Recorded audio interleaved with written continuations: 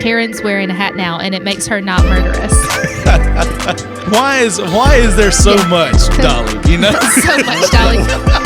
Give me an inch, I'll take a mile. All right, welcome to Figuring It Out. We are here and we are ready to go. It's me, Joseph, and Linda, my co-host, and Ron here, and Caleb's on Mega Desk. He's ready to go today, and we've got some fun stuff coming. Yeah. I think we're gonna open Pandora's box today. We are gonna open Pandora's box. I have no idea what's coming. Caleb doesn't know what we've been talking about. That's we didn't. the best. We have I'm live. we have a Slack channel for Figuring It Out, and we usually put out the prompts ahead of time. We talk about like, okay, this would be cool to talk about. This would be cool, sort of get our thoughts together. Well, Not this week. Nope. We on the fly today, but we are talking dating shows and dating in general. This is where it's gonna be. But before we get to that, let's just talk about let's hit the random facts, the slices for the week. Linda, Yeah. what you got? What are you bringing for us this week? Well, we were talking. Do we want to talk about our animals first? We were telling some pretty funny animal stories. We got before animal stories coming. Go ahead. about our animals. Well, all right. So, Anyway. I was going to tell you about I'll go ahead and tell this story. We're right before we started the podcast. I was going to tell the story about.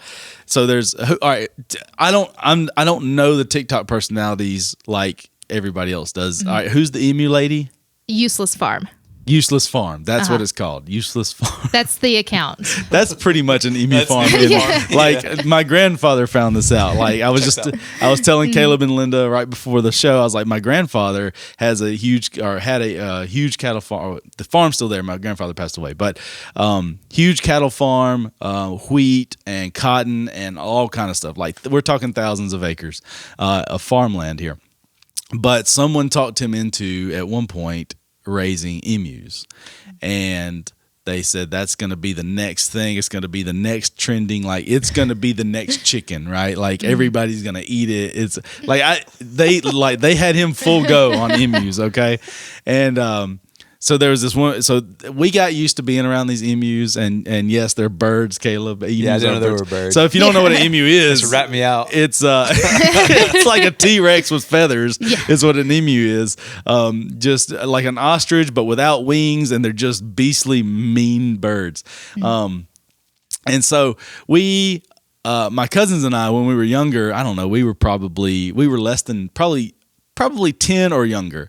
We're running around on the farm and doing all the things we do. And my grandfather had a turkey that he was raising, and it was like for Thanksgiving, right? You know, he's got a turkey out there, and it's one of the big giant white ones. And we're like, being boys, we chase the chickens and stuff. And so we get after this turkey. We're chasing this turkey around. Turkey goes under the gate to the emu pen. Emus do not like other animals in their area. I'm going to go ahead and tell you this. Okay. These emus stomped this turkey out, like stomped him to death. My uncle and my granddad, they're like flinging open the gate, like stop stomping the turkey. And I'm pretty sure that turkey died before he was supposed to die. Like those emus stomped that turkey to death. And we were just thinking like that put a whole new spin on emus for us. We were like, those things, when they want to, they're bad news. Right. But Don't make fun of emus. Don't crawl into an emu pen for sure. Like if you go Don't have to worry about but that. this is like the If you TikTok. learn anything from today. But you were talking about this TikTok channel, Yes. Useless Farm, which has the emus, and I've only seen one video, and it was like the skirt, or, like the emus, like attacking her or whatever. Yeah, because she has two emus, and one wears like cute little knitted hats and everything. Okay. And then the other one just tries to kill her every time she comes in. But As they will do. Like she'll be filming this TikTok, and you see this emu charging her, and she just like puts her hand out and catches its neck before it gets like she knows it's coming. She's prepared for Karen, but now Karen's wearing a hat, and apparently it kind of calms her down. So. I hate birds. Like that's my nightmare. Like put me in an emu pen and I'm just gonna curl up and die. And because they're gonna stomp me out. They'll stomp you out, man. Like emus are all talk as far as humans go. Like they can't really do much. Like they'll run up on you. Like I've had my share of encounters where they'll run up on you, but then they kind of make themselves big, and if you don't back down, like they're cool. They're cool. They're like, all right, okay. They make this like drum sound inside. Yes. And it's a little unnerving. You're like, how are you doing that right now? Why is this a thing? And they have these long necks that you can really get a hold of if you need to. Pass. I never went for one. I never was around one that like tried to murder you. Like they'd peg, like if they saw like fuzz on your shirt or whatever, they're going after it. But it sounds like Karen the emu is bad news. So my in-laws have a couple of chickens at their house. Yeah. Like they just came with the house. And there were 3 chickens and a rooster. Well, now there's only 2 chickens and a rooster. But one day they come out of their pen and they just wander around. Well, no, with 6 grandsons, there's a lot of activity in the yard. And one of my nephews comes running in like in hysterics because the rooster pecked him. Well, for the rest of the day, my little one followed him around and was like, "Rooster pecked him. Pecked him. Rooster got him." Like, stop. You're adding insult to injury. But he was like, "The rooster pecked him. Rooster pecked him. Got him." Birds are bad, man. Listen, hey, Camden, my little boy, 5-year-old, went to stay with his grandparents, my parents, and they went to a family friend's house that has some chickens. They thought, oh, Camden will love being around the chickens and the goats and whatever they have. And apparently, like the story came back that they had a rooster and it did not like Camden and chased him all over that place before they were able to separate him and this Poor rooster. Camden. He'll tell you about it to this day about that bad rooster. It was a scarring situation for him, I think. Birds can be finicky, but can I tell you, I want a chicken coop. Like I'm not sure if it jives with my HOA, but I want one because like we eat so many eggs at our house. Like I need some chickens to lay me some eggs. It's a financial thing. It's a 100%. No, it's not because I love chickens. Like listen. All right, if it's not a domesticated animal like a dog or a cat, like all animals are just for eating and use. Okay, I'm putting that's going to get me some emails and phone calls. That's a hot take. That's a hot take. But I'm just saying, like they're all good for something. Most of them just good for food. I'm just saying. The chickens for the eggs. My dad worked with the Colonel for a long time. That he had Colonel Sanders. No, He's stuck on this meat thing. yeah. Well, my dad worked for the Colonel for a while. Like, well, the chicken man Colonel, like the U.S. Army Colonel, but the Colonel had bought a bunch of chickens and expecting some to get picked off as chickens do. Well, they didn't. So he said they were laying so many eggs that they were like coming in the garage. He was finding eggs in his in his toolbox. They'll start going to town, man. There were eggs everywhere. So we They're like, you want some eggs? We ate a ton of eggs, and so Dad was like, "Do you want any eggs?" And I was like, "Yeah, sure." And he said, "Well, how many do you want?" I don't know. How many eggs do you eat a week?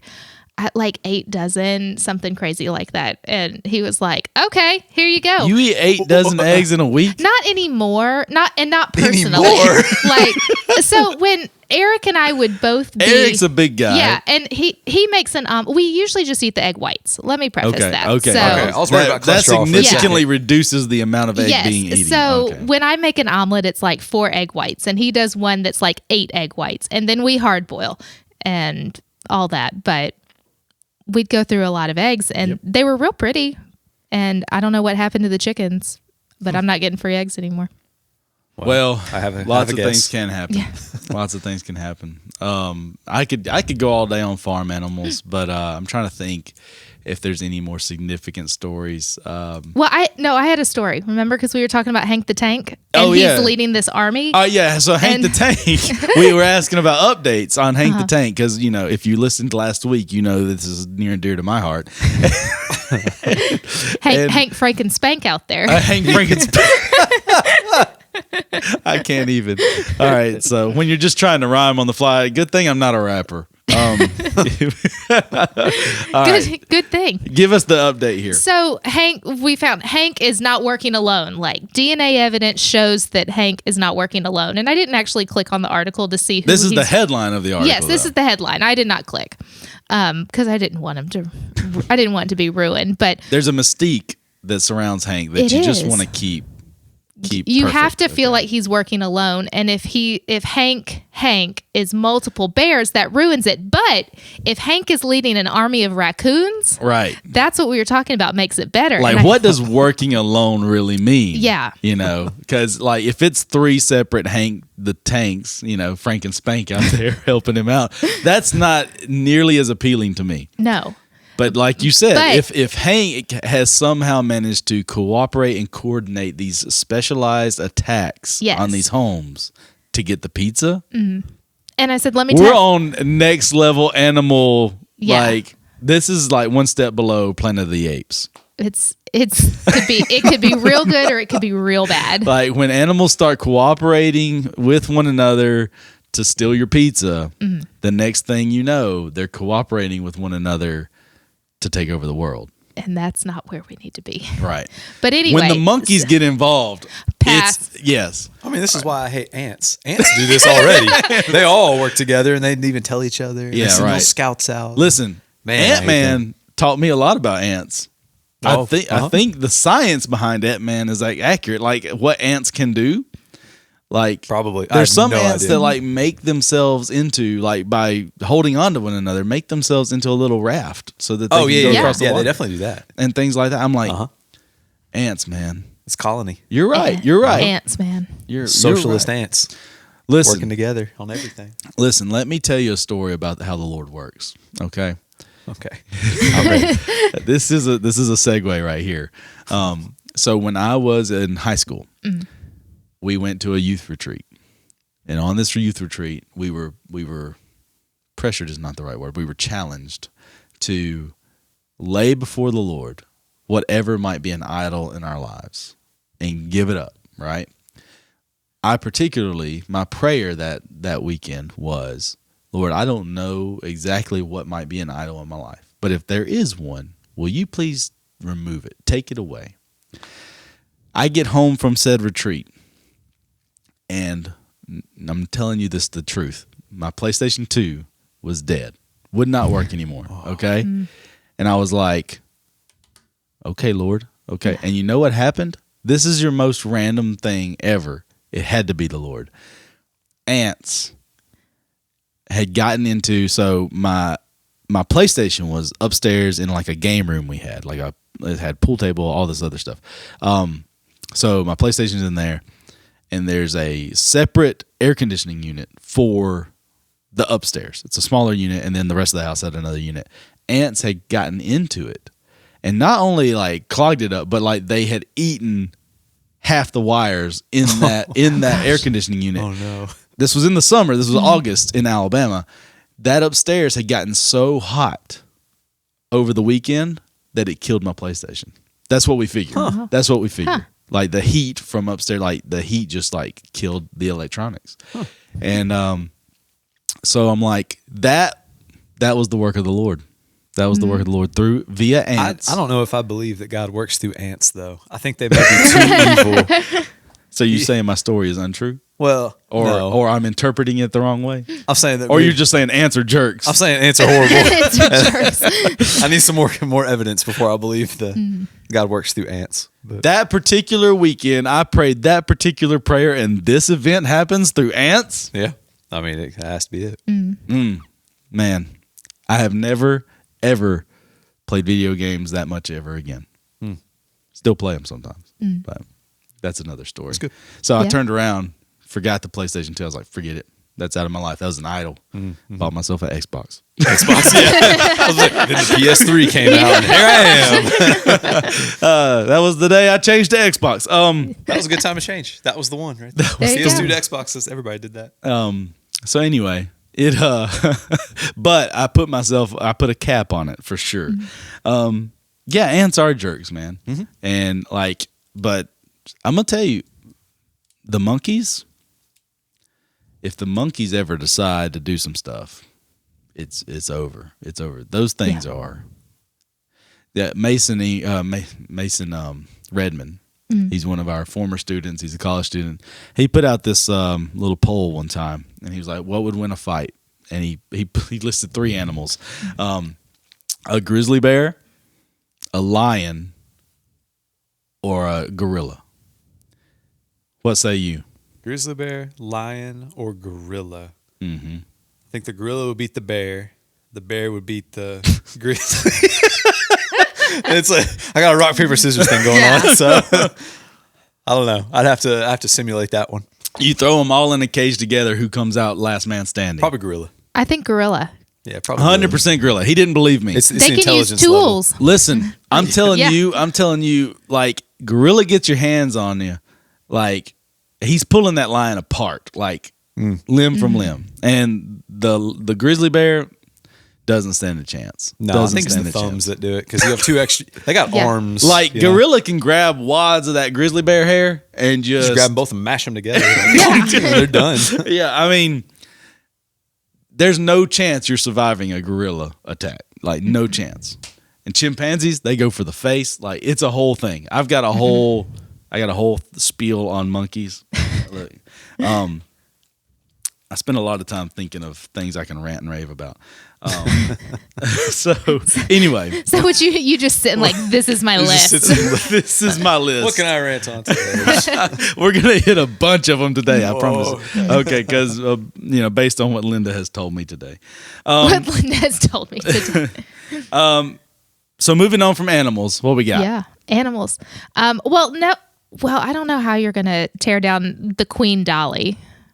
No, National it's not icon. Dolly that I'm upset about. Okay. Just No, because you sure. said no, we're. Mm-mm. All right. So just go ahead and preface what you're doing. Anyway, I was going to talk about the ACMs from The last night. ACMs, which The- if you're not familiar with that, The- what's the word for the 3 letters? Acronym. An acronym. Yeah, an if you're not acronym familiar with for- that, an acronym. Acronym. Acronym. Yeah, An it was, acronym. it was the acronym Country is a Music non- Awards last night. I don't know.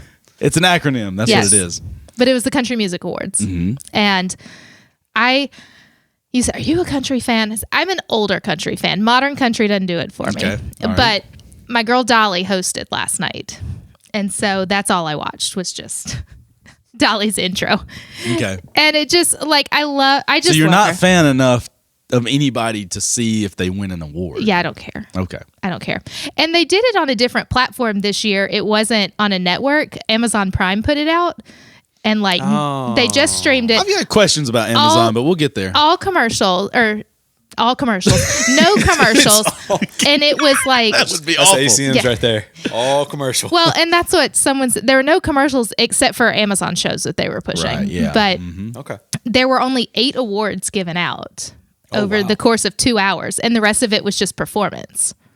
So if you're Which I think is really what the Country Music Awards prides itself in, right? We have greater performances. Is that not right? Well, I don't know. Caleb, you're a music guy. Yeah. Yeah. So yeah. But you're not a country music The guy. people who own all these things, like the people who own the Grammys, are the people who get the awards. Like it's all an in-house. pulling thing back the for curtain. promotion. Yeah, here So we are. ACMs are owned by the labels who end up like giving the awards out to the people. What to you're push their saying own is artists. it's not random at all. No, it's marketing. It's all marketing stuff. Like there's some good music out there that Listen to me, people. You're getting got by the award shows. you got to give up on those. I mean, the performances are good. I love that. The awards I could care Are less. you a Yeah. country music person? No. 100% no? I mean, it depends on what you call country music, right? Like I like the newer stuff that I most think people. that's Oh, see, Linda the and I are new opposites, stuff is probably. not country music. Oh. Yeah. So I Now don't we think I have a like debate. country. But I'm with you. I don't think I like country. I think I like this new stuff that's not country anymore. Pop. Yeah. I like Southern pop. Southern. Yeah. With some like country influences. You know, it's like Yes. a pop artist that drinks sweet tea. And then that's kind of what I'm Is that what we've boiled down? You know, is that the defining thing for like if it's country, it has to be about sweet tea or what? Okay, listen, I'm trying not to go in. Don't- Caleb has heard it. I know I have. Caleb Don't knows do where it. I'm It's at. too. We need a whole episode. When just Linda for that, said so. when Linda said we're doing country music awards on top of we had already decided dating shows, I was like, oh, hold me back. All right. His eyes got real big. And then we want to introduce animal discussion. I've only got about 2 hours on this battery on the camera. So, and to the listener, we're not going to go for 2 hours. We're not. No. That we know of. Don't get nervous. So Dolly, though, she was all that I watched because she got out there. She makes fun of herself. She just makes lighthearted jokes. She prayed for the Ukraine. And can we talk about what a treasure Dolly Parton is? Well, yeah. She cracked me up because she comes out on stage in this like bright sparkly outfit, of course, as Dolly does, and she was like, "I'm just nothing less." She said, "I'm walking around and a disco ball just falls on me," and so that's what she's wearing. But she can laugh at herself, like she's the first one to, because she said something about hating everything that's fake. Like, all that. But Dolly, I love Dolly. She so just coy. seems like a genuine person. I think so. Like she's been the same, for centuries. Oh, centuries. I mean, it feels that way. Her and her husband have been married for like 60 years, but there's also like a conspiracy theory that her husband is not real. Because nobody ever really sees him. Like, he's not in the spotlight. There was one picture. Okay, I remember this from like a couple years back. They were celebrating a big anniversary. Maybe it was 60th anniversary, something like that. It was a big anniversary, and Dolly was talking about doing something special for him. And anyway, there was a photo of them together, but it was like in their home. And I'm not going to go into too much detail about this special thing Dolly was doing. Oh, no, I know what you're talking about. I remember this. But there was a photo, and it was like his back, like he was in a, like he was sitting just in a recliner or something. Like you could see Dolly, but like it was his back, and you're like, it was one of these like where you're like, it was almost like one of those movies where you're like seeing the bad guy, but you only see him sitting in his chair, like facing away from the camera, like a silhouette of the bad guy, and you're like, this seems odd. Yeah. But maybe it's like she's been protecting him for all these years from her like fame and all this kind of stuff, which I'm like, good on you, Dolly. Yeah. Another check in Dolly's good I know. box. She's just they're doing her thing. They do this thing in Tennessee. So I grew up in Tennessee, right? So it's his national mascot for Dolly Parton is, so I grew up going to Dollywood and do all that. She's been good the whole time. Yeah. And she does this thing right now. I don't know when it started, probably 5 or 6 years ago, if I remember right. But if every kid from 0 until they turn 1 every month gets a book. You're right. That Dolly Parton I was creates. going to say, she's like out. single-handedly put the biggest dent in like illiteracy. Yeah, exactly. Yeah. So that's huge. Even being from there, my mom can sign up Addie. So Addie got these for the first 12 months of her life. Right. So she got those, and she's in Alabama. She was born in Alabama. It's incredible. So it's not just Tennessee. It's like spilling out the side of Tennessee almost. Which we need it. So. Yeah. Yeah. I mean, it's like you can't put Dolly in a box. She just no, man. Like Dolly for president. I would vote for Dolly. Maybe. I would. I would have to think about that one. I think Dolly would surround herself with wise people. And she would just be that shining limelight that makes America look good. I probably wouldn't, because I think that she can actually do more good without it. I think it would kind of ruin Dolly. See, that's what a lot of people won't become president because they feel that way. But I'm It's like, such somebody a good lot. has to be president at some point. Can we just it's those behind the scenes people who are the good ones though. So if she was going to be like, what's the guy who was on House who ends up being like part of Biden or Obama's like, whatever you call him, one of the secretaries, Dolly'd be great for that. You put her in charge of like education secretary or something. Oh, what education would be great. Her with those good people. She would be really good to be our like international liaison. Probably like maybe vice president or to what I don't know, the like Homeland Security, not Homeland Security person, but like General of War, Dolly Parton. Someone who deals with international relations. You know, should be good representative for that. Yeah. I feel like she could make every dictator and president just feel nice and love America. Like, I think she would be good at that. They tried to put a statue. And she's super talented. She is. Like it's not like this fake persona. No. Like she's talented too. Yeah. I love going back to like the beginning of her story, like when she's on the Porter Wagner show and is like going out on her own. It's just from start to wherever it ends, which it'll never end. She has lived the American dream, and she has done it in the best way. Like she really has. Yeah. Except for like, there is that like why all the like. I don't know. Your cheeks are getting red. Why is there so much, Dolly? You know, so much, Dolly. Well, she talks about that. She talks about. I don't know how else to say it. Growing up, I'll say it. Growing up, the like town tramp or something. Yeah. And people were dogging on her, and she was like, "No, that's what I want to look like when I get famous. That's what I'm going to look like." And she says it. She said it takes a lot of money to look this cheap. I know, yeah. So she just...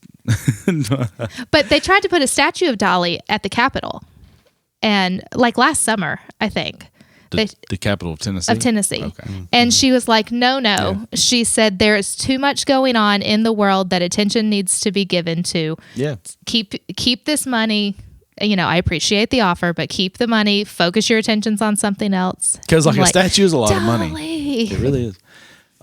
Yes, Dolly. Have you heard her song with what's the guys, the brothers that are Rebecca St. James's brothers? For King and Country. For King and Country. Have you heard her song with them? Mm-hmm. It's awesome. It's awesome.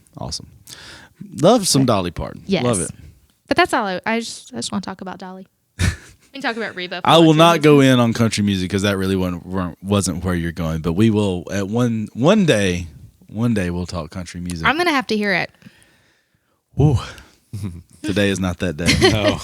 All right, so segueing. This is a good one. Speaking of Dolly Parton, we're talking dating. So something big hit just recently that I was brought into unwillingly at first, but then I was like, okay, this isn't not entertaining. A big show that's been trending lately, Love is Blind 2. Okay, I never watched Love is Blind 1, but Love is Blind 2. Have you watched it? No. Have you watched it? No. Of course not. Of course blind not, people? because it's ridiculous. Blind. You're not far off, but Love is Blind, and then beyond that, there's also like the 30th season of The Bachelor happening right now. I think it's finishing up. 30. I mean, it's some unreal number. It's like they've had 2 seasons a year for like 20 years, man. It's like it's ridiculous. It has run its course, if you're asking me. But we'll get into it. We'll get to The Bachelor right now. Let's start with Love is Blind. So the premise of Love is Blind, if you're not familiar, is they have this group of guys, all right, they're like 10, 12 guys, something like that. And then there's another group of girls that have they're completely separated for the entire show from the onset. Like they never walk into a same room together at all, ever. Okay. So they're supposedly separated completely from the onset. They've never seen one another. And what they do is they go on dates with people, and like they go into, so the way the building, they show you kind of how the building is set up. And so on either side is like a guy and girl common area, okay, where they're all hanging out together. And then there's a hallway on each side, and in between those hallways are these rooms with a door on each side, and then a wall, a partition between them. All right, and it's like, I think it's pretty much like solid. I don't know, like you can't see through it at all. I think there's like some light that comes through, but that's about it. They call them the pods, okay? So they go on dates in these pods where they can hear one another, talk to one another, all this stuff. They hear one another, they can talk to one another, but they can never see one another. Okay? So, and they go on so many dates with different people, and like I don't know, like you never know what's being just produced, and what's actually happening. There's always this like mysterious in between, like what's happening. But the goal is that at the end of it, like they find their one true love, right? They find someone that they want to marry without ever seeing them. Okay. When they decide to choose that person, they propose to that person. and then all is revealed. Like then they put them together. Like they it's like one door lifts up, the other door lifts up. They see each other for the first time. They meet each other. They hug, and they're like, "Oh yay, you're so hot," or whatever. And then, and then they go forward, and the rest of the story is the show puts them on. And this is Nick Lachey and Vanessa Lachey. All right. They're the hosts. And so they needed something to do in their life, I guess. So. But I don't know who they are. Who is that? 98 Degrees, man. Nick Lachey from 98 Degrees. Okay. Used to be married to Jessica Simpson. Yeah. I don't know why Vanessa. Right. They did something to do I don't know what she did with her life. I don't know why she's famous. I think she's famous pre Nick Lachey. I don't know. I just knew when she came on the scene. With Vanessa Nick Lachey. Lachey. What was her name before that? Hudgens. I think Hudgens. No. Is somebody different? Yes. Is it? I know Yes. her. I don't. She's still her though, right? She's still her. She's still her. She's the one who dated. What's his name from? What's his High School name? Musical. Yeah, they were both in High School Musical. Yeah. Zac Efron. What about Zac Efron? That's who Vanessa Hudgens dated. Man, you want to talk about a tangent? We're on it. Yeah. Yeah. Manilo. You thought you had us. Confidence. Oh wait. Oh shoot! I did that earlier with Kinsley, and I was like, ooh. That's the worst, man. It's the worst when you find out you're wrong and you've been real adamant that you are. That's true. Doesn't feel good. I'm gonna be expressive that I'm right until I am proven wrong. But when I am, I'm like, it like deflates everything. Anyway, so they send them on. Like, all right, everything's so backwards, and we're gonna get into this. Okay, this is where I want to go. But the show, all right, so Nick and Vanessa are like, yay, you found love. If you didn't find love, get out of here. And then they take the couples that found each other, right? There's only a handful of them. And they send them on what they call a honeymoon, right? Mm-hmm. They're not married, but they send them on like this retreat. They're like, we're going to see how you vacation together and see, whatever. Mm-hmm. And just make it all like romantic and all this. Mm-hmm. But they're like, all the couples are in the same like hotel area. They have some common time together, but then mostly it's like they go on like little dates and stuff. And then they pull them out of that, and then they like send them into the real world. But like the show has purchased for them an apartment for them or something like that, that they live together for a certain amount of time, leading up to what is eventually like the finale, which is the weddings of each of these people. Mm-hmm. And then that supposedly, right? Mm. Supposedly, this is the production point. Supposedly, they don't know exactly what the other one is going to do at the altar. Okay. They go into the marriage, and it's like that's the hinge point of the show. Is like, are they both going to say I do, or is one of them going to say nah, I'm good? And so we'll talk about that too. Uh-huh. But like this is an onion that we are about to release layer by layer. Okay, mm-hmm. I'm ready for it. Anyway, all right. Since neither of you have seen it. Mm-hmm. Thoughts on what I've told you? Thoughts on dating shows in general is where I want to go with this. So yeah, I've seen some other show that's a little bit like this, and it may have been like if there's a first season, maybe I just didn't. There is a first season. There's some basketball player, and there's some like Christian girl on this one who's like really just holding herself like. Firm. We'll talk about that because I don't know who's on this. I'm one, not but the sold. one I've seen. Anyway, so I mean, it's pretty spot on for like culture, but. When you say that, what do you mean? Is that really where our culture is, or is that the culture they're pushing? Well, that's where I'm at. I think that's why this conversation is important. Yeah, I don't know if that's actually reality. There are parts of that are absolutely reality. I think more than we care to admit. Because we're all married here, and we got married in the traditional way of like you meet somebody, ask them out, and then I don't know how long it took you to propose, but we traditionally met in a recording studio, as all couples do. That's our story. Singing her a love song. She sang for an hour, and I was the producer. Like legit. Is that your story? That's a cool legit. story. Cool story. We lucked out on having a cool story. Yeah, and you're like, hey, what's up? Like, yeah.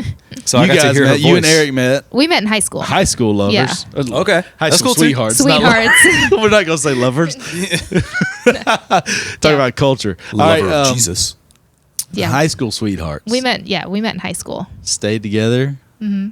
We did. We dated. We met senior year. We had committed to the schools that we were going to the right school. He went to the wrong school, and then we dated all through college, and then got engaged senior year of college, and got married after we graduated. There you go. So you didn't go on a show where you met through a wall and then he proposed to you without seeing you. Well, it felt a little bit like that because we dated. You had a separation there for a we dated while. long distance, and the distance between Alabama and Auburn. Back in the day, we called this long distance relationships. Yeah. Is that all this is? This is just a modern This long is distance. just modern long distance relationships. I think a little bit, but I also think it's there like, I think a lot of people are trying to meet via apps. Yeah. You know, and like, let's be real, until you actually meet them, you're not seeing the real them. Yeah. Right? You're seeing their best version. You know, and you never know if you got a booger picker or not. Yeah. And so It's an interesting concept. Because we had met. So that's why I say I think it meets reality a little more than we care. It's a little bit exaggerated because there's the whole like there's a wall between you and you're there but not there anyway.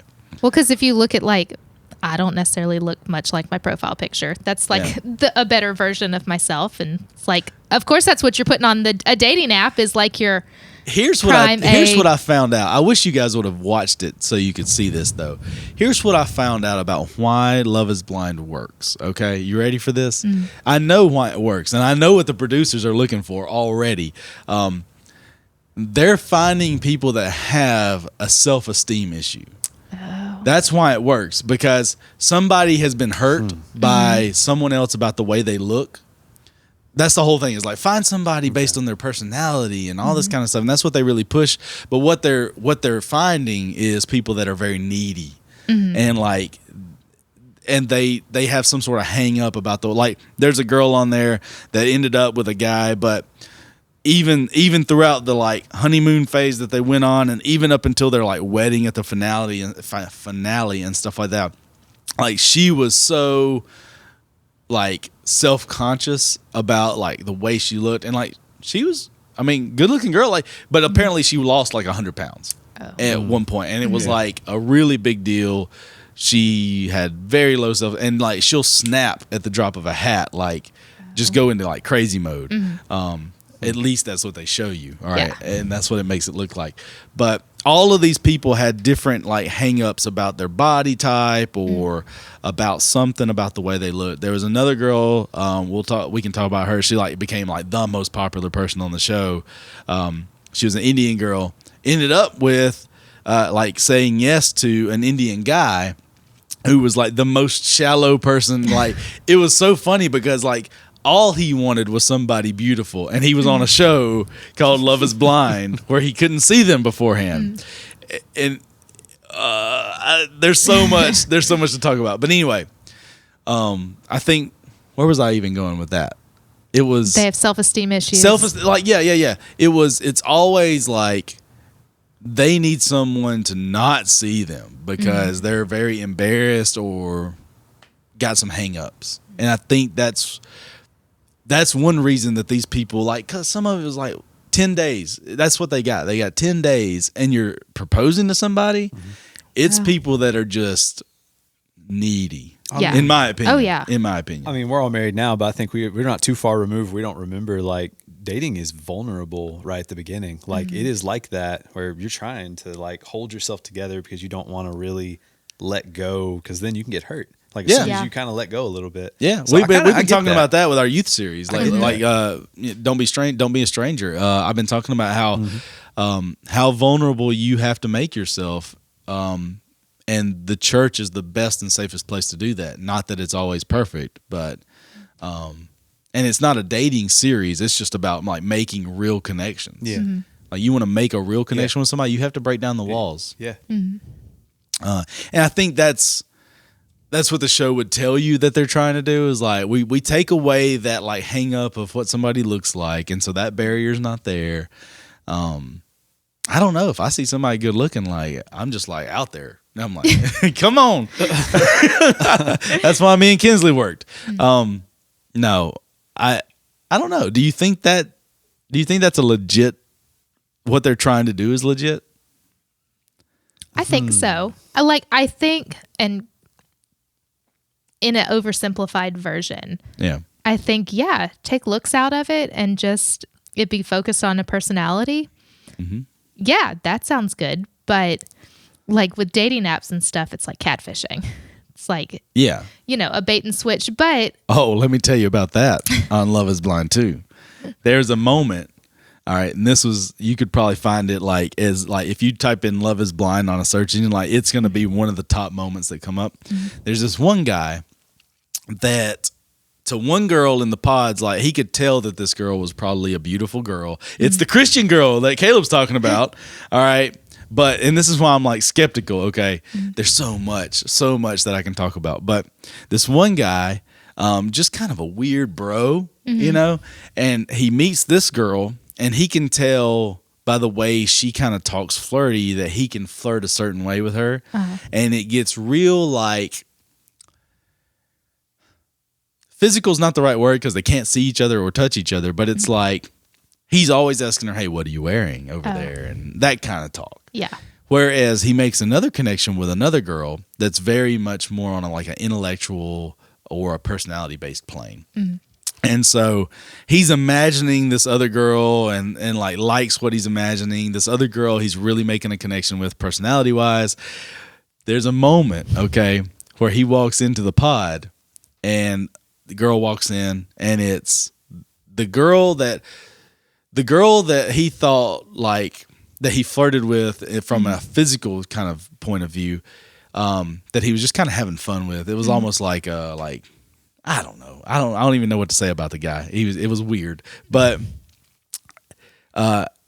she had decided like to pursue another guy or something like that. So she wasn't really interested in him anymore. He walks in and expects her to be in the other pod, but it's the other girl that was also very interested in him and he was very interested in, and they had like told one another how interested they were. But he thought it was the first girl. And he starts he's like, hey, who we got over there or whatever. Mm-hmm. And before she could say anything, he's like, oh, is this so-and-so?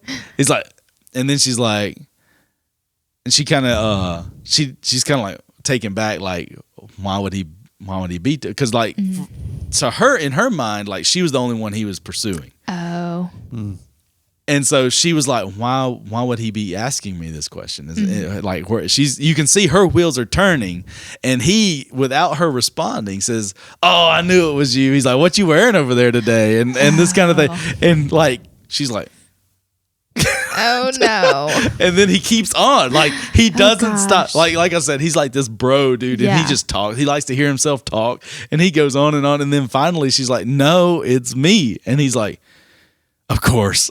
Like that's what he says. He's like, of course it is. And he just kind of like, then he starts like, oh no, trying to undo what he's done. And he ends up proposing to this girl and she ends up saying yes. And like it's a whole thing. And I'm not even talking about finales yet, but that's just one of the most dramatic points of the show. And it's awful. Like he did not know who he was talking to, and it was like this whole different type of way he talked to these girls. It was an interesting, and they do call it. They like Nick Lachey kept reminding us that this is an experiment. This is a social experiment, is what we're doing here. Social experiment. So that paints it in a weird way too. Yeah. That's all reality TV. You've got, what's the new one where they go down to like the Alabama, Florida, what's that one called? Floribama Shore. Yeah, so I've heard of it. I haven't watched it. It's that. It's basically just Jersey Shore down in the South, but it's the same thing. That's different though. That's not a game show. Like no, but it's definitely a social experiment. Mm-hmm. Like they're definitely doing that, and you've got all the other reality stuff. It's all here's the deal. You've got The Bachelor. That all of these shows like point to The Bachelor as the granddaddy of like they take a part of what The Bachelor does and like exaggerate it into a bigger part of what The Bachelor does it all, and all of these shows found like a niche of like, this is an entertaining aspect of The Bachelor, let's make it a show. This is an entertaining of The Bachelor, let's make it a show. And then The Bachelor itself does this like Bachelor in Paradise. Do you know about this? Nope. Okay, you know about this. All right. I don't watch it, but they I take know. all the rejected bachelors and bachelorettes that like the people love, right? The like crowd favorites or whatever, and they throw them on the beach, give them unlimited alcohol, and say, just go. And Sounds like a great idea. And like, let's see what comes out of it. Well, I mean, not to get explicit, but duh, you know? Yeah. And so anyway, oh, and then there's like, I keep seeing these previews for Temptation Island. Oh. Have you heard about this? I've heard of it. Okay, I think, do you know what I'm talking about? Temptation Island? Specifically. It's like taking all of these couples that are like engaged or long-term couples or something like that. They put them on an island and then they like dare them to like date each other's partner or whatever like that. Like not date, you know. Yeah, Talk to, holler at the other person's partner. Holler at you. So anyway, all of that being said, with Love is Blind 2 being the trendiest thing, Bachelor being probably second to that. No, Bachelor's probably first, like overall, but I think with our students, Love is Blind is definitely trending because it's the number one on Netflix right now. I think all of these dating shows push a terrible perspective on relationships. Yeah. Do you agree with that? I agree. In my opinion, I've got a lot to say about The Bachelor. Love is Blind is better than The Bachelor, in my opinion. But here's the deal. Just out of the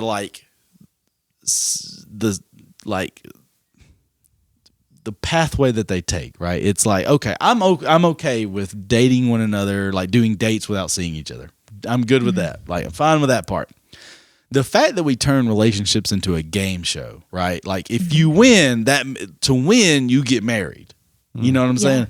That like mentally would tell you like, I'm going to try to do marriage regardless of what it really looks like. You know what I'm saying? Does that make sense?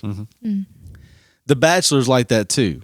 It's like everything's pushing towards this finale of like the end of this show. The person that wins is the one that gets proposed to, or the one that gets engaged with, or whatever. Love is Blind was like, I see your engagement and I'll raise you a wedding. Yeah. The wedding after the honeymoon phase, after the living together phase, all of that stuff. Then you have a wedding. And I'm like, we're backwards here, people. We're backwards. Yeah. One of the things that I hate the most is how flippantly they treat engagement. Right? Engagement becomes like, I've got to get engaged to you for the sake of the show. But what you get communicated to is engagement is like, you remember promise rings? Yeah. Okay. Yeah. You remember back in high school or middle school, even like some dude would save all his Cracker Jack money and he'd buy a girl a promise ring, right? Now, explain to us the promise ring. It's like you're mine. Like, we are promising to one day maybe get engaged. Right now, I feel like I want to date you longer. Yeah, right now, I feel like I could be with you for a little bit. Forever. In the mind of a high schooler or whatever. But not forever. Because that would be wild. And so, like, a promise ring, like, so I consider this just the adult version. Yeah. Because, you know, I even heard it said on The Bachelor one time while Kinsley was watching it. I'm like, I hear them, and this was years ago, and this is why this started, like, she can't watch The Bachelor in my presence because all I do is make it terrible. All I do is make it terrible for her. But this person was like, I want to get, the guy or the girl or whatever was like talking to the winner, and they're like, I want to get engaged to you. Not ready for a marriage yet. I want to get engaged to you so that we can see if we want to get married one day. Anybody have problems with that? Yeah, because I mean, traditionally you think of, if you're going to get engaged, like, you're asking someone to marry you. Yeah, you're asking somebody to marry you. They're basically using engagement to say we're going to be an exclusive couple. Yeah, like, it's more than just I'm going to take you off the market for a little while. You know, it's like now we're planning a life together, like a legit life. Like, I've seen that we're compatible Now we're planning a life together, and that can be a very short span. You know, we just got to get our ducks in a row for a wedding. Is really engagement. And I don't know if that says something about like how culture is, that it's like you have to put this. There's like a lack of commitment out. Like there's a lack of commitment. That's what I'm going to call it. Like you have to be serious and say, I'm going to propose. I'm going to get engaged to you, ask you to marry me, to show how committed I am to you through like whatever period of time. But it's like, can you not do that before? Like, yeah, I don't know. like I don't know. That's what I'm trying to say is like, I think our culture, and I think where students kind of come into this picture is like, we've got commitment issues. Like we don't know what real connection and real commitment really should look like, which is why we have all these shows that are portraying different aspects of it. And it's like, you know, pick your poison, whatever works for you. And, you know, you've got a million different apps that show you a different way to do it. And, you know, where our students are is like, they're just trying to figure out how to like deal with the fact that their emotions run high all over the place and try to figure out how to have relationships without like wrecking their lives. You know what I'm saying? And I think that's another thing is like, because students have access to these shows, you know, and it's popular from ages, I know like The Bachelor's popular from like age 14 to like 114. The way they portray certain things, they have a responsibility that they don't take seriously, in my opinion. Yeah. Like, forget Love is Blind. It's its own thing for a second. Well, I will say this about the finale of Love is Blind. So there's these weddings that happen, okay? Let's just talk about the weddings.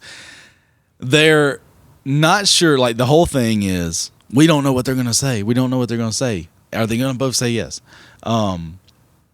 The Indian girl I was talking about, she hooks up with this other Indian guy, and the whole time he's like, when I tell you shallow, like that's not even the word. Like they did, like Kinsley even made me watch the reunion thing the other night, like where they bring all the couples back that like met on there, and half of them are married, like 2 of them are married, the other one split up or whatever, and but this guy, even there in the middle of like, you get to like, even if you fake it, you get to play nice with everybody. Like he would not. He was like that girl I'm not attracted to. And he's like, that's why it didn't work. And like, I'm talking about, okay, take a pause for a second. The girl he chose, like super sweet sounding girl, but like she was good looking.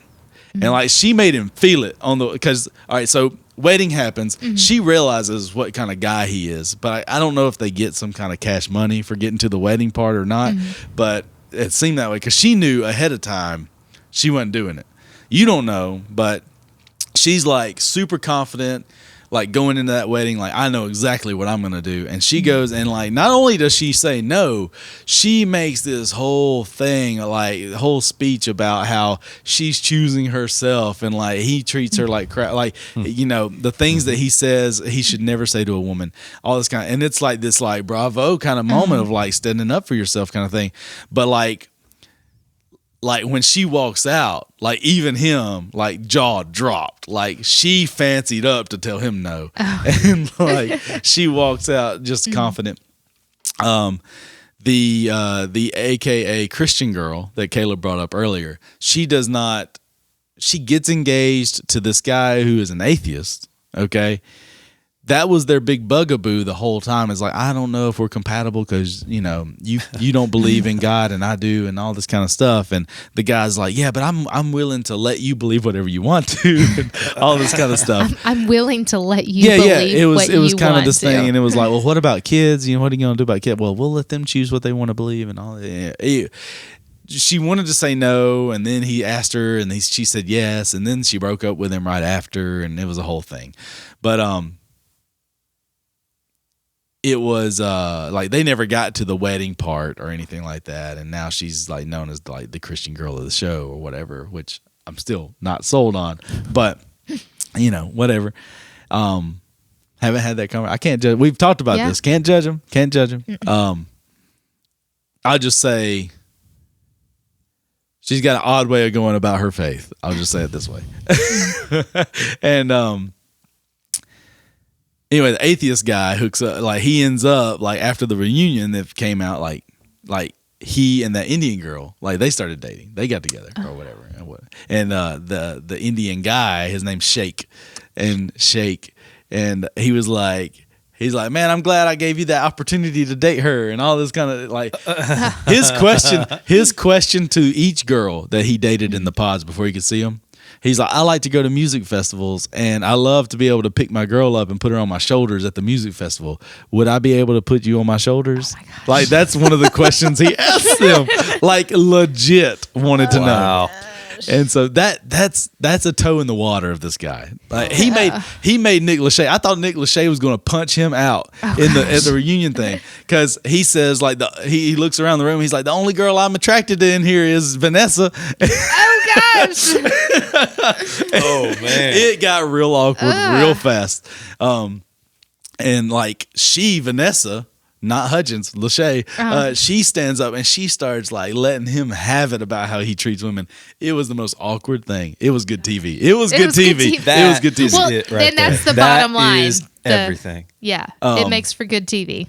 That was good TV. There is absolutely more money in it if you make it to the wedding because you're in more episodes, so they have to pay you more. True. Plus, you probably signed a contract that said you would, and there's producers telling you what to say. So if at all possible, you're going to get to this altar. But anyway. Painting back, Love is Blind, it is what it is. Like, I love a show that's like, we are what we are. You know, even Temptation Island. Like, it's the same thing as like, if I'm in a group, like when I'm like hanging out with some youth or something. Like, for instance, I was at the gym the other day and we had Nate Bryan in there and he had a friend that was in there that they weren't working out together, but it was like Nate and this guy wanted to do the same workout. So they were just going to do a few sets together or whatever. I come up and they were using something I wanted to use. So I was like, well, hey, let me just work in with you guys. So we are, and you know, Nate and I are talking or whatever. And at some point, this guy forgot that I was Nate's youth pastor and just starts, you know, cutting up.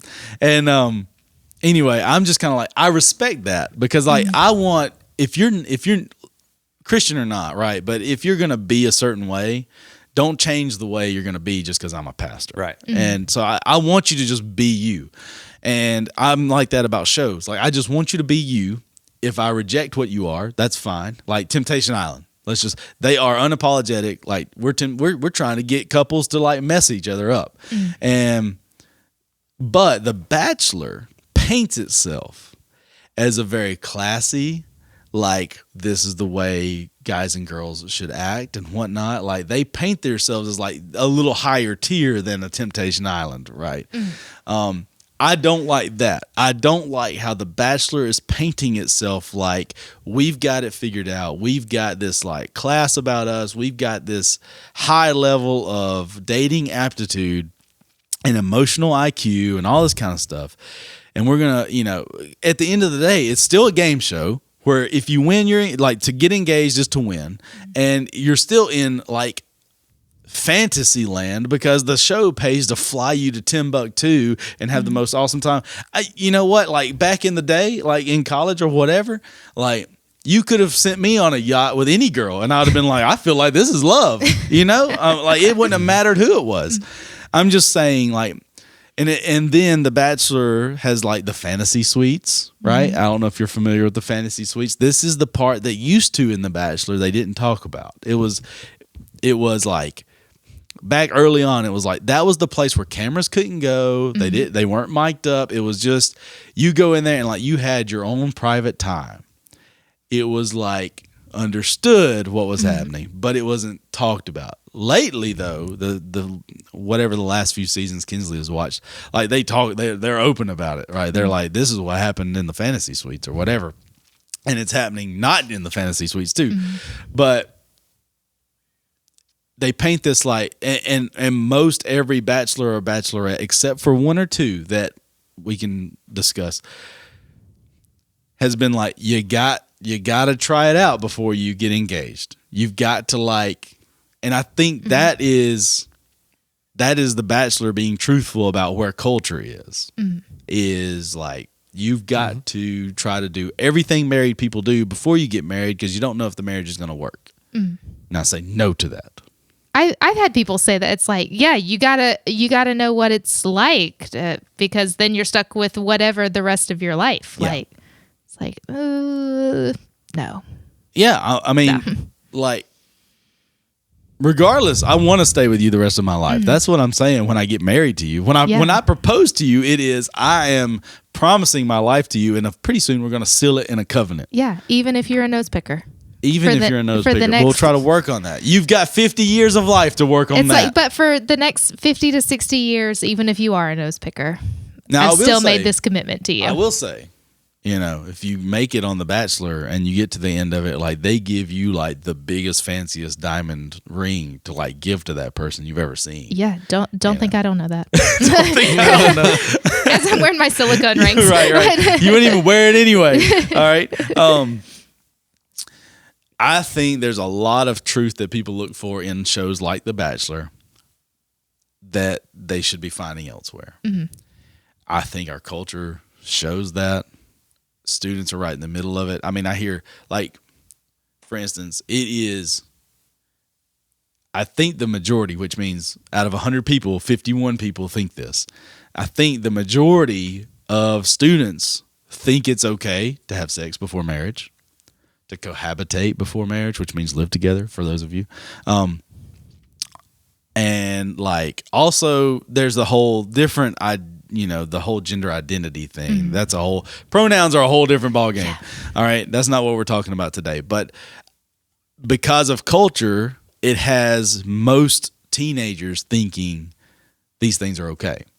And I'm just trying, like, at every beck and call, like I am trying to like push a different agenda. The Bachelor ultimately makes me sad. It makes me very sad because I don't usually believe that the people on the shows fully believe that the show is good for them or works for them. I think they have all kind of different agendas. One is money, two is fame, all that kind of stuff. A lot of it is just like getting in the mix with a bunch of people that it's like, producers aren't going to pick ugly people. Like you get put in there with a whole bunch of good looking people and like, whatever happens. I'm just saying, like, these reality shows, especially when it comes to dating, cannot be further from reality. That's all I'm saying. I agree. But Love is Blind 2 did some good things. Like when that girl was like, I'm rejecting you because of how you treat women and all this kind of stuff. It was a good moment. It was a good moment. And when he stepped in it with old Vanessa and Nick Lachey, I was like, this is good. Just because like that guy, God bless him. He kept telling everybody else, he's like, I believe y'all are all being fake. I'm just saying what everybody else thinks. And like one guy looked over and was like, bro, nobody thinks like you do. And like for real, this guy has some real bad narcissism and he needs therapy. But it was so funny though. That is funny. Good night. So I would say almost every dating show that I've seen ever has it backwards. How you do things. Completely backwards. Did you ever watch Flavor of Love? I remember when MTV had that whole string of those things. Yeah. Like there was the Bret Michaels, like Rock of Love. We watched Rock of Love. Oh, I watched. And then there was Flavor Flav. I do think we watched Flavor Flav. Yeah, I didn't watch. I think there were multiple seasons. But I just watched the first one. Yeah, right. You can't do but one season of that. Yeah, well, yeah. But let me tell you this: those are just as realistic as those that paint themselves as realistic. I'm just putting that out there. Well, no, it was just all Flavor Flav did, or Bret Michaels one. Like all they did was just invite a bunch of strippers to their house. That's really all it was. I mean, it was that must have been Bret Michaels because there were some characters on Flavor Flav. Like I just saw some stuff come back around, like reminders of how much of a dumpster fire the Flavor of Love was. They were awful, yeah. And then the prize at the end is Flavor Flav. Your prize is Flavor Flav. But gosh, well, that's pretty bad. That's a pretty bad prize. It just made for good TV because they were just fighting all the time. Oh yeah, just like fist fighting. Like they were some scrap. They were scrappy. They were scrappy, but just like there was the famous like spit. There was one girl that Yes! spit at the other girl, and that was a famous Yeah. moment on TV. Just telling you. But it's like, even with like The Bachelor or whatever, it's like you go in, you're meeting this person. Okay, you're going to meet, like, it's Flavor Flav, like, going into this. What is he doing now? I haven't thought about him. Is he alive? He's probably That's what I was just thinking. he's probably happily married to someone he met on He looked season pretty 5. bad. He He's looked gotta pretty be like bad on 90. Flavor of Love. Yeah. Yeah. Like, Let's see. he was. What's your guess? He How was old not is he? looking healthy. What's 70. think he's just 70? I think just I think 70. he was 70 back then. I think life just did him dirty up He's until only that point. 62. Oh, yeah, life He did was a him. young blood. He was a young man He on has Flavor not of Love. aged well. Oh no, guaranteed. Okay. So he'll come back. He'll do something. Come He'll- back. yeah. With his clock, about as big as this like symbol right here. Yeah. Flavor of Love. Yeah, but I mean, I put it in the same category as The Bachelor, and fans, come at me with your emails, fans. Like Bachelor people will staunchly say that there's a higher quality when it comes to The Bachelor, but there's just more money in it. That's all Yeah. there is. You have to wear a tux instead of a clock. It's because he handed out clocks He instead did. of That was roses. his roses. That's what he did. Yeah. Kayla. Yeah. He, instead of roses, like he handed out clocks. Yeah.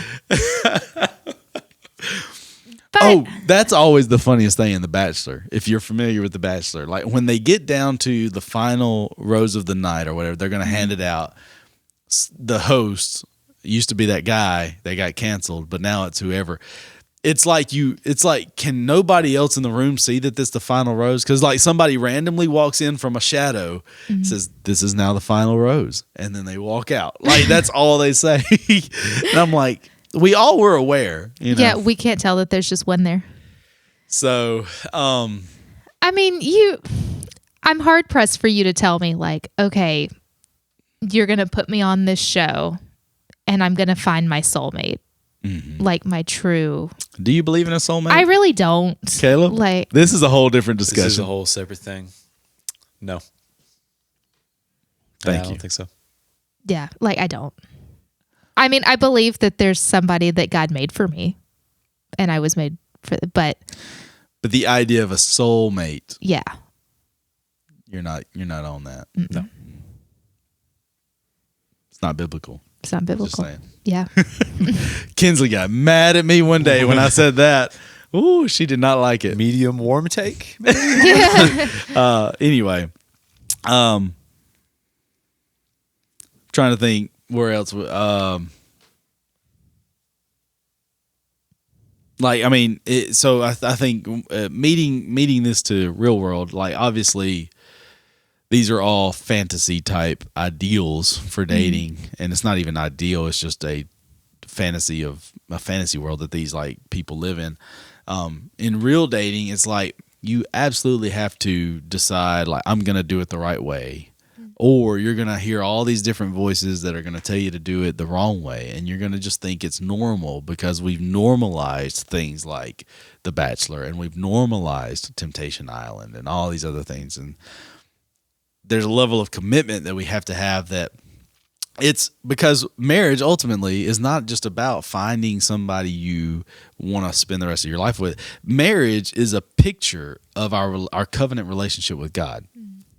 And God's not quitting on us anytime soon. There's a commitment level there that's beyond anything else the world ever sees. And that's what a marriage is supposed to show, is a commitment that Christ has for us, that we have to one another, that's beyond anything else the world can give. Just the secular world has lost what marriage really means, just completely. And it goes back to the way they do it and what they communicate in these shows. It's just, in my opinion, just disgusting. Yeah, because the world has framed marriage now. It's like almost transactional. Yeah. Like, it's good as long as We're both benefiting. As long as we're both benefiting, but when one, and then it's just so easy to peace out. Mm-hmm. and that's kind of back to the engagement. Like, you get engaged, and not to say that you can't get engaged with the intention of marrying someone and something goes awry and you realize that you're not meant to be together. Right. But versus, let's just get engaged and let's see what happens. I would say that under the right circumstances, very few engagements end poorly. Mm-hmm. I'll just say that. I would like to see the statistics on that, but I'm probably right in that if you've done everything the right way up until engagement, then the engagement's going to be fine. Mm.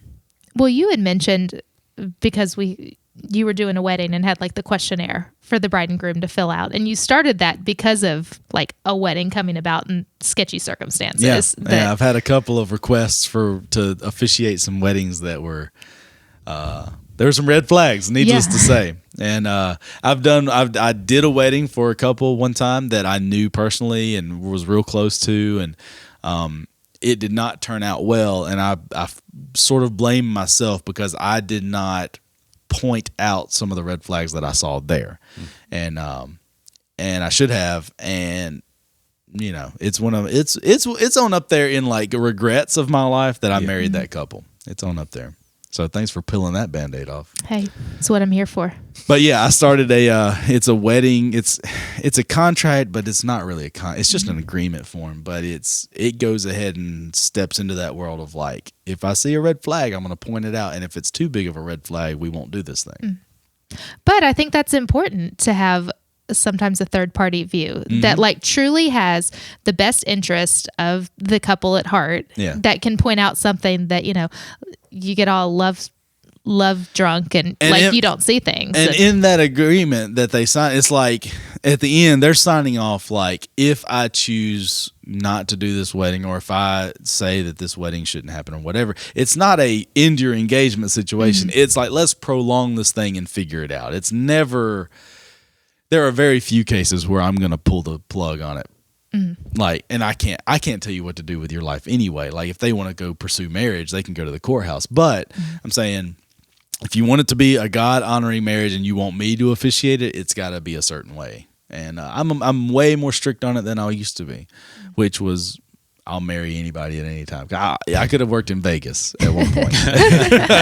Luckily, I've only had the one that went bad, and then I had the other one that was just so sketchy. Caleb, it was a surprise. The bride was trying to surprise the groom with a wedding. I'll just leave it at that. How fun. I was like, I know no guys that would take that well. I was like, this doesn't sound like it's going to be good for you. No. Anyway, that was a different situation. So, listen, all in all, be real careful what you ingest, like as far as what, even if you're just watching it for entertainment value, if it deals in a reality, an aspect that you're dealing with, such as dating and marriage, things like that, or trying to figure that out, like, it's communicating something. So make sure that you're listening to the right voices when it comes to, especially relationships, because that can get tricky real fast. But really anything. So, anyway, what are your final thoughts on this thing? Yeah, well, like you said, there's so much more we could have said. There's so much, but like what you're ingesting and an offshoot from marriage and parenting, like like in mommy culture. There's mommy culture. There's so much coming in that it is trendy and you know, mommy wine culture and stuff like that. But it's like you have to december. Like some of it's funny. Yeah. Some of it's kind of funny, and some of it's just like. Well, and Pastor John said this, like, what allows sin to kind of creep into our lives a lot of time? We laugh at it. Yeah. It comes in as humor first, and we laugh at it, and then we accept it, and then we integrate it. And that's a danger. To start laughing at sin is very dangerous. I think we're going to talk about that with maybe Nate and Rhett when they get on the show. That'd be good. We're going to talk entertainment and things that we entertain ourselves with a little bit. So, well, and that's the conversation I had with our small group on Sunday. It's like sin that's just like close enough, real close to something right, but a little bit off might go unnoticed until it becomes something real big. Oh, it will. And, that's why they say don't give the devil a foothold, because once he gets in there, like it's real hard to shed that. Yeah, not today, Satan. Not today, Satan. So don't watch The Bachelor. I will say the one guy that I remember, and I invited him to speak here one time, Sean Lowe from The Bachelor. He's kind of a well-known, like he's a funny guy on Twitter, all this kind of stuff. But he skipped the fantasy suite part and was real outgoing, like real outspoken about the fact that he was like staying not a virgin until he was being married and things like. No matter what happened on the show, I can't even remember if he got married to the person he finished the show with, or if he even got engaged on the show, or if he got married to somebody else. A lot of times that's what happens. They meet other Bachelor people and then they get engaged or married or whatever. But anyway, he's living a happy life somewhere in Texas, and they have a bunch of kids, and he's hilarious. But yeah, he was one of the few, and he was ostracized for being that guy that skipped the fantasy suites and all that kind of stuff. But I'm like, finally bring some integrity to this show. Yeah. Because like the producers couldn't stop him. Like he was like, I'm doing it this way, even though they're trying to produce it a different way. Like I'm doing it. And so I think he fought them at like every turn. And yeah, I'm like, fight the power, man. Yeah, good for you. Good for you. So it can be done. And for them, it's a lot more tempting than for us. Like you can fight much easier in real life than they can people trying to write them checks for things. So, Caleb, final thoughts? I got none. Got none. Do you think you would have chosen Laura had it been a blind choice? Oh, it kind of was. She was in 2 rooms over. I heard her voice first, so I mean it kind of was, and then I could turn my head to the left and see through the glass, and there she was. But Like the Little Mermaid. we haven't got that far with Addie yet. I don't know. Come on, Caleb. I don't know. That was not in my normal rotation. Little Mermaid probably came out before Caleb was born. No, did it? 100%. Did it? I mean, I have to Google it Google. now. Hold on. I don't know. All right, Linda, what's your final guess? thoughts? One more. Hold on, I got to find out when Little Mermaid came out. As he's Googling, I'm thinking Disney paints a strange picture of dating and we relationships. could do that one day too. We could do that. It was. Oh, 1989. I thought so. barely made it for us. Barely. Barely made it for us. Yeah. But no, I think this is a good conversation because it's very, especially for our high schoolers, well, even middle schoolers who are dabbling in the dating world. Not even in the dating world, but just the guy-girl like attraction world. Like how do I deal with these feelings of attraction that I've got? Yeah, Where do I start? I remember nothing else from this message from a youth pastor, but he said, "You've got all these kids out here with their hormones going waka waka waka," and that was the last thing I heard. And a lot of truth in there. But it's true, and like I don't even know where he was going with this, but It wasn't me, by the way. It was I not. didn't use a Pac-Man reference. No, I think it was Fozzie the Bear.